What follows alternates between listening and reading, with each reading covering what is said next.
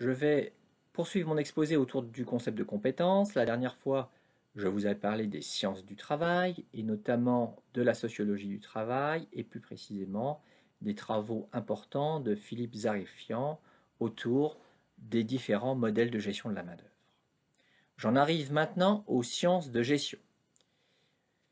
Je n'aborderai que deux disciplines des sciences de gestion, la gestion des ressources humaines dans un premier temps, la stratégie dans un deuxième temps, mais avant, je voulais dire quelques mots en guise d'introduction sur ce champ disciplinaire spécifique que constituent les sciences de gestion. En tant que champ disciplinaire, les sciences de gestion sont récentes. En France, on peut dater les sciences de gestion de la fin des années 60, du début des années 70, ce qui est très récent pour un champ disciplinaire. Mais dans les faits, le précurseur des sciences de gestion n'est autre que Frédéric Taylor, celui qui a inventé l'OST, l'Organisation scientifique du travail, au début du XXe siècle, parce que Taylor est véritablement le premier, alors il était à la fois praticien et théoricien, mais c'était avant tout un théoricien, il est le premier théoricien à avoir réfléchi à des questions qui touchent à l'organisation du travail et à l'organisation de l'entreprise. L'objet d'étude des sciences de gestion, c'est l'action collective organisée et finalisée. L'action collective organisée et finalisée. Donc ce n'est pas n'importe quelle forme d'action collective qui intéresse les chercheurs en sciences de gestion. Ce sont uniquement des actions collectives qui ont été pensées, qui ont été organisées et qui sont orientées vers un certain nombre d'objectifs. Donc des actions collectives qui ont une finalité. Si je prends le cas de l'entreprise, au sein de l'entreprise, il y a bien évidemment une organisation du travail. On essaye donc d'organiser les rapports entre les groupes et entre les acteurs. Et il y a une finalité. Il va s'agir, par exemple, dans le cas d'une entreprise privée, de dégager un profit, de dégager du profit. L'entreprise a une raison d'être. Dans la pratique, dans les faits, les chercheurs en sciences de gestion vont essayer d'étudier et d'analyser les pratiques de gestion. Par exemple, les chercheurs en gestion des ressources humaines vont étudier et analyser les pratiques de gestion des ressources humaines, comment on recrute dans les organisations, comment on forme les salariés dans les organisations, comment on gère leurs compétences, comment on mobilise et on motive le personnel, etc., etc. Et puis les chercheurs en management stratégique, par exemple, vont étudier les pratiques de management stratégique. Comment les entreprises déploient-elles une stratégie? Donc je l'ai dit, il y a deux disciplines qui se sont particulièrement intéressées au concept de compétences, la GRH et la stratégie. Commençons par la GRH. Les chercheurs en gestion des ressources humaines se sont véritablement intéressés à la notion de compétence dans la foulée des premiers travaux de Zarifian sur le modèle de la compétence. Alors on peut voir dans l'émergence du modèle de la compétence, tel que l'a théorisé Zarifian, le passage d'une gestion du personnel, basée sur le modèle de la qualification, à une véritable GRH, à une véritable gestion des ressources humaines, basée, elle, sur le modèle de la compétence. Donc on peut associer la gestion du personnel au concept de qualification et au modèle de la qualification, et on peut associer la gestion des ressources humaines au modèle de la compétence et donc au concept de compétence. On peut donc dire que la problématique des compétences, de leur reconnaissance, de leur gestion, de leur développement, est au cœur et au fondement de la gestion des ressources humaines. Alors aujourd'hui, la compétence est concurrencée par un autre concept dont je ne parlerai pas dans ce cours, c'est le concept de talent. Alors en gestion des ressources humaines, pour rester sur ce concept de compétence, les compétences sont souvent appréhendées à un double niveau. Au niveau des emplois, quand on parle d'emploi, on va parler de compétences, et aussi au niveau des individus. Quand on parle d'individus, on va se soucier de leurs compétences. Alors au niveau des emplois, on va parler plutôt en termes de compétences requises, de compétences attendues, de compétences prescrites. On va par exemple élaborer des fiches d'emploi ou des fiches de poste et on va dresser une liste d'exigences, une liste de compétences à posséder pour exercer correctement l'emploi ou le poste en question.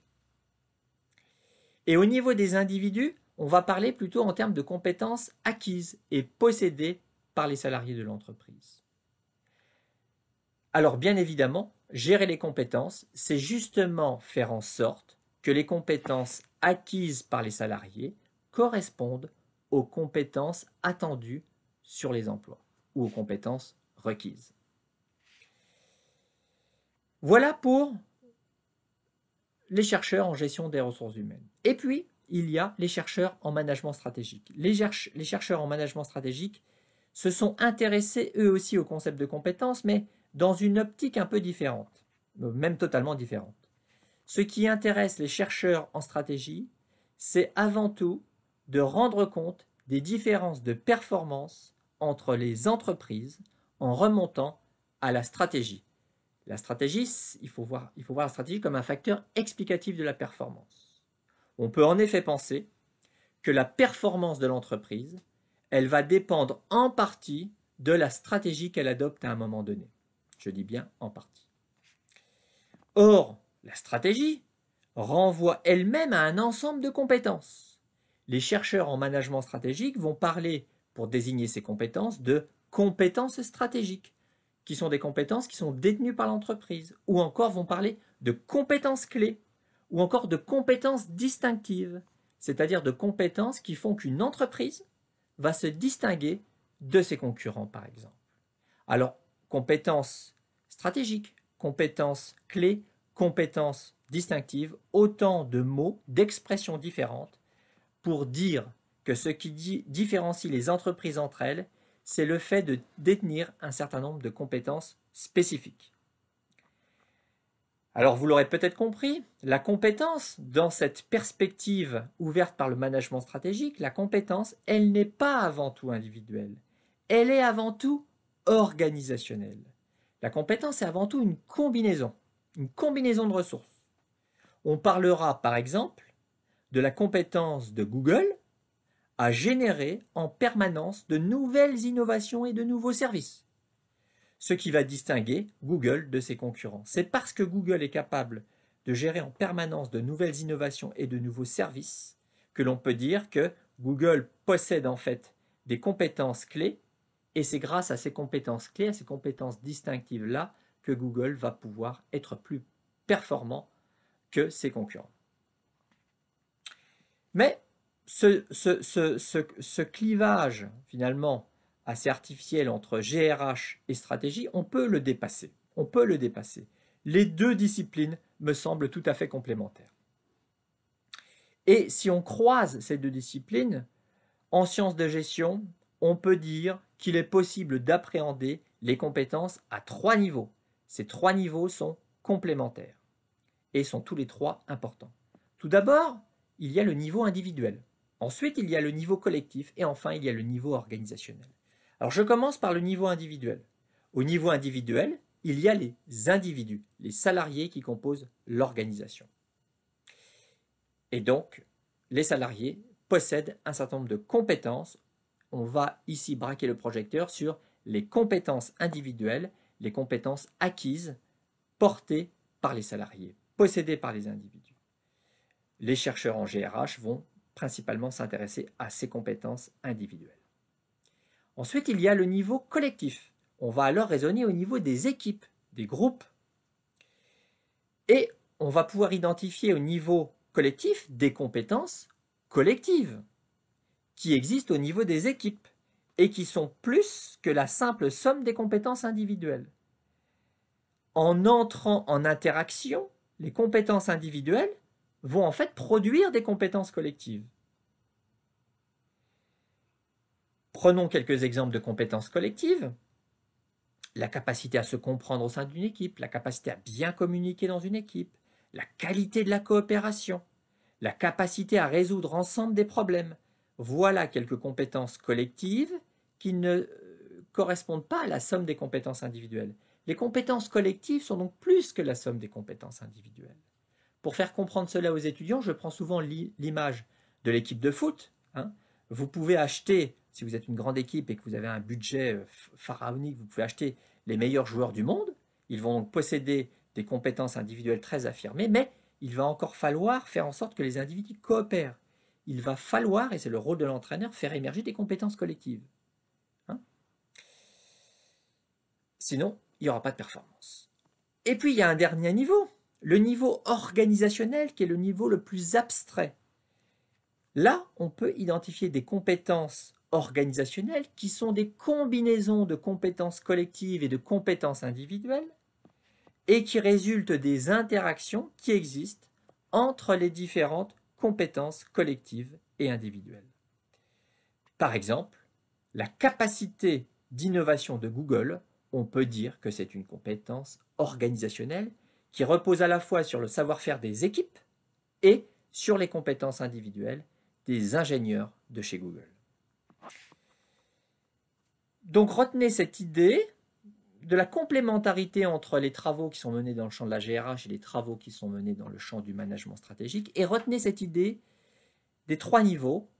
Au niveau individuel, on peut raisonner en termes de compétences individuelles. Au niveau collectif, on peut raisonner en termes de compétences collectives. Au niveau organisationnel, on peut raisonner en termes de compétences organisationnelles.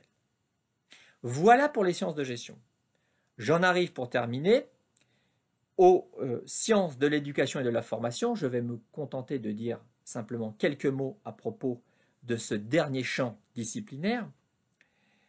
L'objet d'étude des sciences de l'éducation et de la formation porte avant tout sur les processus d'apprentissage dans le cadre de situations d'enseignement, de formation ou de travail. Il y a 2 disciplines qui sont intéressantes en ce qui nous concerne, la didactique et la didactique professionnelle. Je vais aller extrêmement vite. La didactique, c'est une discipline qui fait partie des sciences de l'éducation et de la formation et qui va s'intéresser au développement des connaissances et des compétences dans le cadre de situations d'enseignement et de formation, et uniquement dans le cadre de situations d'enseignement et de formation. Et puis à côté de la didactique, il y a la didactique professionnelle qui va nous intéresser, nous, beaucoup plus. C'est une discipline qui est très récente et c'est une discipline qui s'intéresse au processus d'apprentissage des compétences par et dans le travail. Une discipline qui s'intéresse au processus d'apprentissage des compétences dans et par le travail. Je ne vais pas plus loin concernant la didactique professionnelle parce que j'aurai l'occasion de revenir sur la manière dont la didactique professionnelle définit la compétence et sur l'objet de la didactique professionnelle quand je vous parlerai du texte de Pierre Pastré, qui est le fondateur de la didactique professionnelle, texte intitulé « Travail et compétences, : un point de vue de didacticien ». J'en ai donc terminé pour mon premier exposé théorique qui s'intitulait « La compétence, voyage à travers un concept polysémique ». Je reviendrai dans les prochaines vidéos sur ces idées, mais en vous donnant quelques éléments d'explication par rapport au texte que vous avez pu lire. Voilà. Je vous souhaite une bonne journée.